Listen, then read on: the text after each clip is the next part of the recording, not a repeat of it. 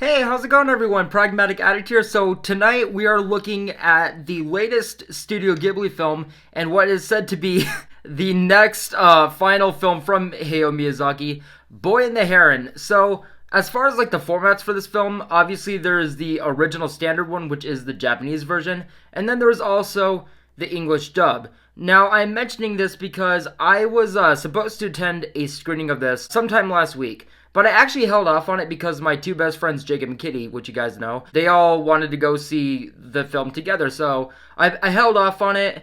And as far as like which film, like version of the film we were going to see, the English or the Japanese, we didn't really have like a preference. We were just like, you know what? We all work today. We're all going to get together, see this film. We didn't know what theater, what format. We just got the next showing. And the one I ended up seeing was actually the English language one, which I was admittedly kind of looking forward to it. I wouldn't have to spend time looking at the subtitles. I can enjoy everything else. There's also a handful of phenomenal actors in this English language version. I do lastly want to state that this screening was actually in IMAX, so this wasn't an easy thing to pass on. I mean, as far as my anticipation for this film, it was through the roof. I had never actually experienced a brand new Ghibli film in the theater, and just how much weight this had to it, being the final film and everything, how much depth it seemed to have to it. I just, I couldn't wait to see this film, but now that I have seen it, I do have some thoughts, so let's get right into it. So first things first, guys, just getting the obvious thing out of the way, the animation. The second that this film starts, the first image we see, blown away. It was to the point where I didn't even know if this film was actually hand-drawn animation, especially as the movie goes on. Specifically, there are certain elements, more so that have to do with like the weather and like actually elemental stuff, things like fire and wind and like water, where especially during like animated aspects like that, I honestly didn't exactly know how they did it. What I can say about Boy and the Heron, specifically as far as like its standouts, is how much animation has evolved as far as like the Studio Ghibli catalog. Which reminds me of a very interesting note I do want to make. As far as like me saying that the animation is the most evolved, like in Studio Ghibli's work up to this point, it is not in the ways that you would really expect. Things don't necessarily pop all that much. It isn't as colorful at times. When I say that is the most evolved, I actually mean that in the most natural way.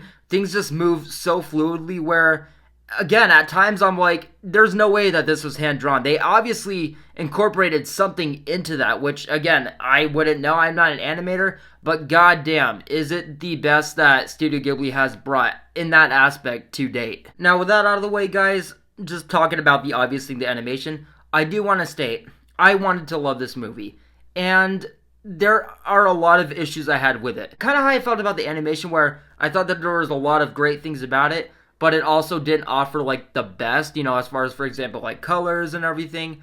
That's kind of with everything in this film. For example, the pacing, right off the bat, what I do want to say is that this is a very slow movie, except the thing that I actually thought was the most important. The story here is that Mahito's mother had died in a fire, and then at some point, a talking heron approaches him saying that his mother is not dead, that she's actually alive in another world waiting for Mahito to rescue her. And touching on this like slower pace, what I do also want to note going into it is that it is just a lot more serious and not as, say, whimsical as other Ghibli films. It also doesn't help that, again, the colors just don't pop. This is a very dark and dim movie as far as like the color palette.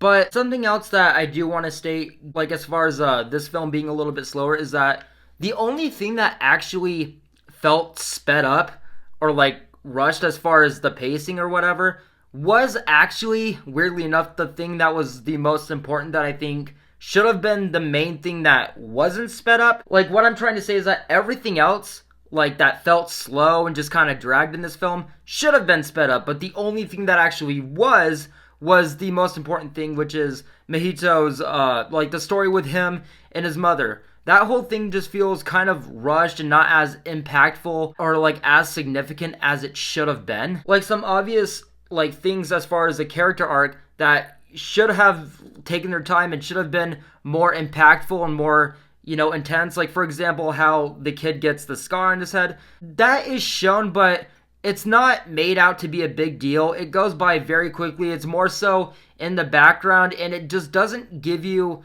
enough weight or like enough connection to this character to really feel engaged and really like want to genuinely see how this character's journey goes. You're just kind of watching the next Studio Ghibli film, more or less. I mean, so what I'm gonna say, like, right off the bat, before I go any further, is that as a Studio Ghibli film, like their signature, this offers enough. Like, it offers a handful, yes, and it offers, things like a mature story, emotions, characters that you would, expect out of Studio Ghibli fashion. But I think what affects this film heavily is how overhyped it is. That's what I can say, is that this is a very overhyped film. The big marketing is that, this is supposed to be like a love letter to all, the past Studio Ghibli films. It's supposed to be the final film from Hayao Miyazaki. And I would say that more or less, especially through the entire first act, there were things I liked, but, and this goes through just about everything with the movie, is that whenever I saw things that I liked, there was also, like, equally at the same time, issues I had elsewhere in the movie. And it was just that thing where, especially in the first act, I was just waiting to be blown away.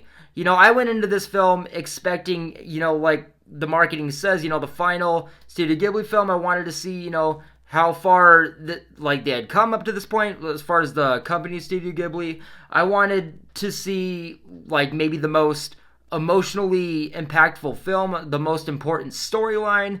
And what I can say is that it's a fine film, but it's just a very underwhelming entry as far as not only other Ghibli films, but especially as far as what people are going to be expecting out of this movie. Though I do want to say, getting to the point where Mahito is prepping for this journey, going into this other world and search for his mother, there is a very interesting character sequence that I just thought was great. It left the door open for really interesting and exciting stuff. And also, just as a sequence in the movie, it's very detailed and, it feels whimsical, and just like the animation, everything is top notch in that Studio Ghibli fashion. And again, with this being like the peak of the film, where it's like, well, this is where the main story is going to come in, this is where stuff's really going to get going, it really did like start to make me think, well, maybe it just had a rougher first act. But even with this like being a fair turn for the movie and being the most engaging thing as far as story so far, and actually being the peak of the story, there was still like just enough things where it did feel rushed. Things weren't as heavy or as strong or significant as they could have been, like as far as just filler stuff.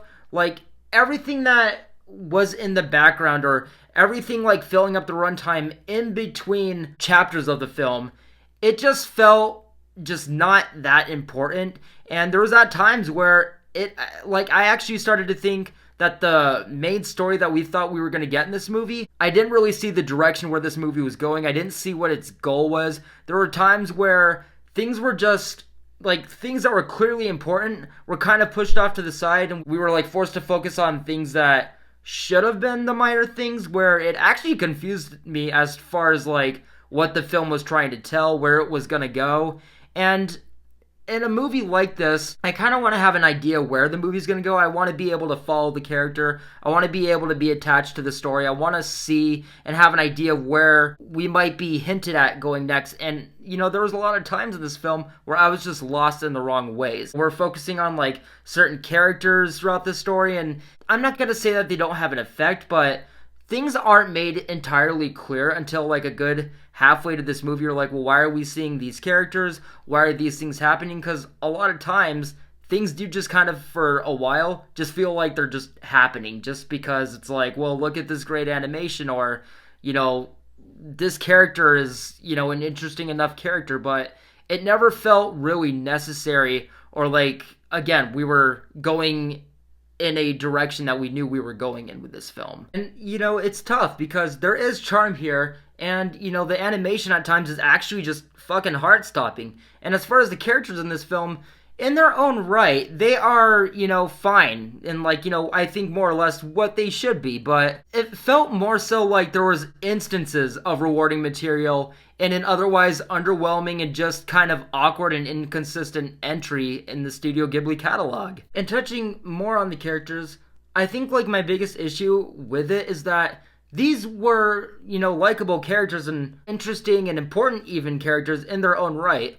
But the film spends so much time on these characters that it actually just takes away from the story. You kind of are left wondering, okay, well, I like this character, I get what they're going with, but it shouldn't be this much attention to the character. There's times where it takes away from the full story, and you kind of forget what the main goal is, and it just takes you out of what the movie could have been. By the end of it, it does feel like a handful you got out of it, and for the most part it is memorable enough, but I do think it suffers from being overhyped and doesn't fully deliver as that going out with a bang final film that a lot of people are going to expect. Overall, I'll give it a pass, but I am feeling pretty strongly mixed on it. So guys, Boy and the Heron for me, it was a very inconsistent ride. There was a lot of things that I found very odd and questionable and a little bit awkward. There was things that I really wanted to see touched up on more. There were things in the background more than what we were actually seeing in the center that I thought should have been the main focus. So it was just one of those films where, again, whenever I saw something I did which there were plenty of things I enjoyed, there was also other stuff that I had issues with at that same time. And I just think that for what this film is being marketed as, it's not nearly gonna hold up to that. But overall, guys, I do think that it is a fine enough watch. It's certainly by no means a bad film. It's not a bad entry. It's just, it doesn't quite deliver as far as what people are going to expect. But with all that being said, guys, that is my thoughts on Boy and the Heron. Let me know what you guys thought about this film. This is definitely what I would love to hear a lot of talk about from you guys and everything, your guys' opinions. But with all that being said, guys, I'm going to wrap it up here. Thank you guys so much for watching, and I'll see you in the next one. Take care.